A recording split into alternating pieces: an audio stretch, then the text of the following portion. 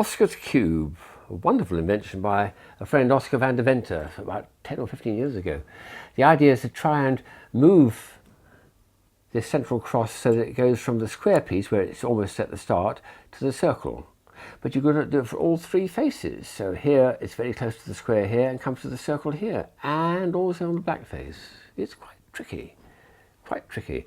It looks a bit fragile, but actually over the years that I've played with this, for the 10 or 15 years, it's never broken on me yet. So it's a wonderful design and really quite an arresting looking puzzle by Oskar.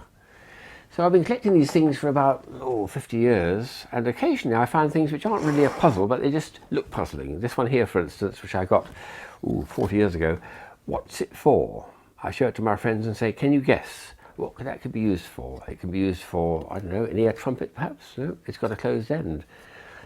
Telescope, no, half a yard of ale, yes, I could use that, I suppose. But it's got another perfectly pragmatic and sensible use, so have a think about it and see if you can work out what it's for, and I'll tell you at the end. So I started back in my late teens, early 20s with these very early puzzles. You can see how old and how battered this one here, the Instant Insanity, is. This one, which came out in the 1930s, I think, you have to get the different colour on each of the edges. So that's okay, that's not. Oh, there's a bit of work to do here, and you've got interior pieces as well to do. That's going to be tricky to do, but it's been very, very well loved and very well played with over those, 50 years or so. And here's another one I've played with for many, many years. It's getting quite rusty. There's a bit of rust there. It's the old Chinese rings trick, binary thing. It takes about 72 moves to do it, but I've had a lot of fun with that. And I think this one came from my mid-teens. It's so old, it's from the 1940s almost. It's a little ball trick, a skill toy, where you have to get the ball out, but without lifting up the bat.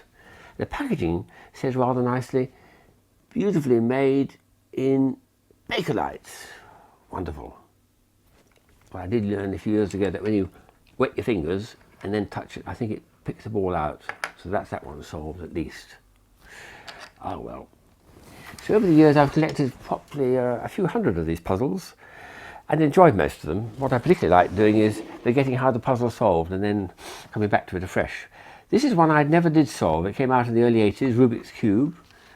It's a perfectly standard cube, but the packaging is almost as interesting as the cube. It's a very curious packaging, which was only made for the Hungarian market initially. What's special about it for me is it's signed by Rubik himself, who is over here at a language school learning English.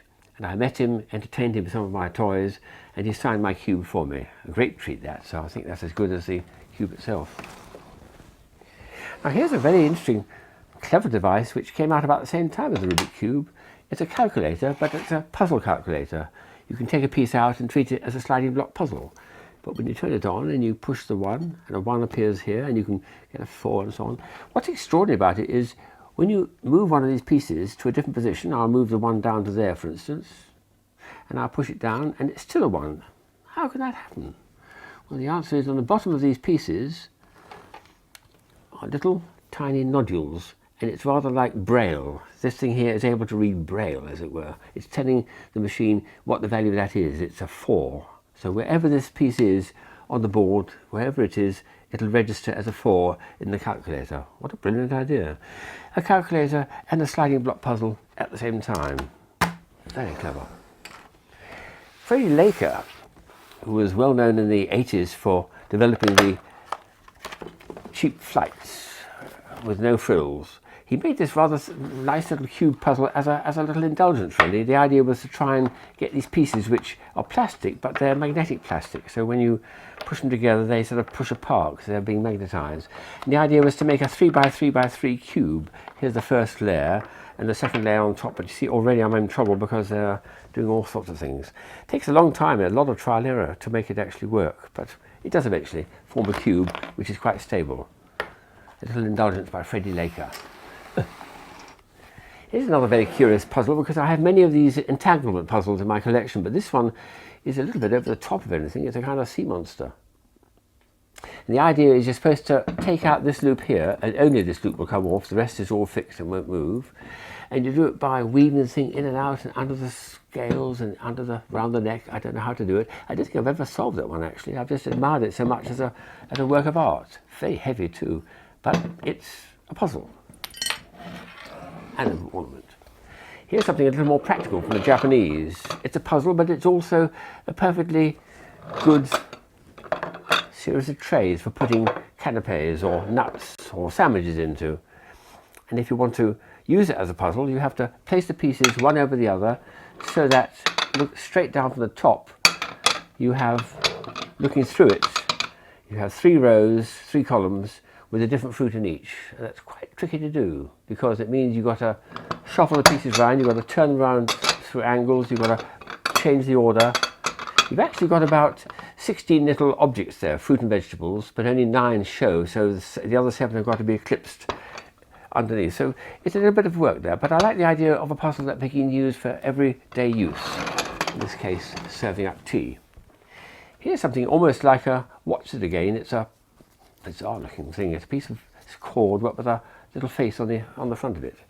This is one of those very skillful things which I've never learnt quite to do, but magicians love doing it. They hold it in the air, they flick their wrist, and somehow, with a bit of magic, it creates a knot in the middle of the air, which is one of those granny knots. That's what it's got to do, by flicking the wrist. I find that very tricky. I've just very occasionally managed to do it, but up and down, and a knot is produced a bit beyond me. Oh, yeah.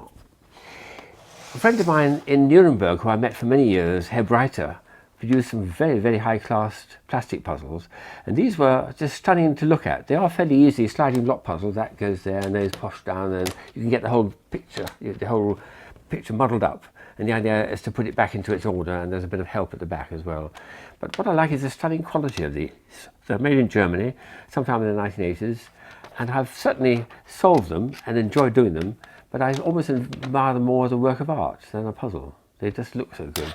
It's just high quality. Here's an interesting one. I've done this a few times too. It's a ball bearing maze, but it's on a cylinder. You have to start the ball here where there's a black, and come across here where there's a little red column, and the ball bearing runs between the two, and you have to get it up and down and through all the little dead ends, and around it goes. I suppose you can use it as a rolling device for making pastry if you want to, but the idea is to enjoy this, and you can take it on a train or plane with you because the ball bearing is entrapped and stays inside. Nice idea. There's a few glass puzzles which Toyo Glass in Japan made, and this is one of the simpler ones they made, where the idea is to remove this ring here, which I've done many times in different forms. So that end of the loop here, pass through here, go around there, out there. I've done that puzzle many times, but to have it in the form of a glass like that is almost bizarre, but it's quite nice too. And the more difficult one, which I haven't solved, is this double one here, where you have to remove this central ball from the piece. I've only tried it a few times. I have to have another go, I think, but somehow you can get rid of that ball. And probably the best of the Toyo Glass was this one here, which is a lovely idea. It's showing people packed into a tube train, really seriously packed. There's the metro, there's the doors closing, and these poor people. I actually had 2 of these, and I broke one of the glasses, but I kept the pieces. And here they are, all in different states of disarray. It looks like a man almost as large as a sumo wrestler.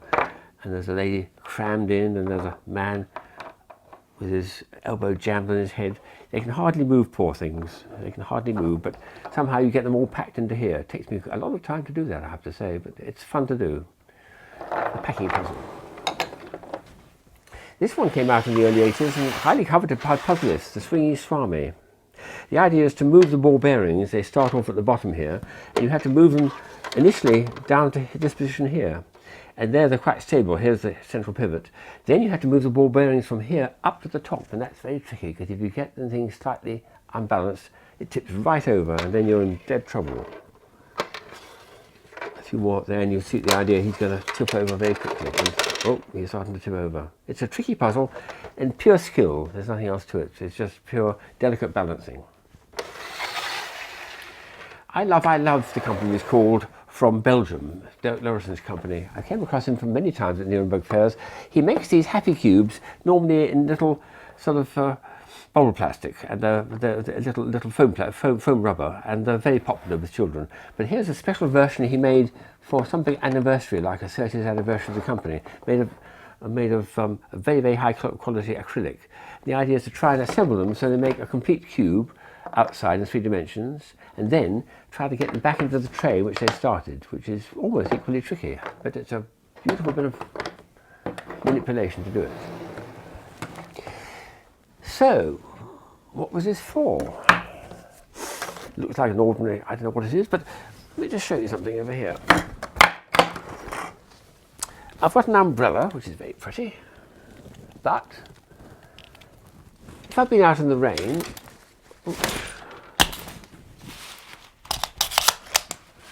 and it's wet, what do? Open this up, push it in, attach this to the side of the radiator where it hangs down, and it dries. So there we are, a puzzle solved. Did you get it?